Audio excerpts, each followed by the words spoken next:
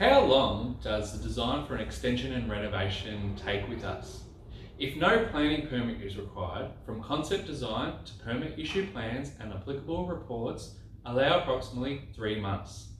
This is providing you make decisions on the design promptly as we require. If a planning permit is also required, you can easily add 6 months to the design, making it a total of 9 months approximately. The time delay is solely up to the local council in the time it takes for them to approve the permit. Some planning permits can be done under the Big Smart system, which can only take 1 month to be approved. I've listened to countless clients tell me how long their design took with other firms, usually ranging from a minimum of 6 months right through to 18 months, due to the designers not getting back to them quickly. To me, this is just unacceptable. At Mass Constructions, we pride ourselves on producing distinctive designs in a quick, reasonable amount of time.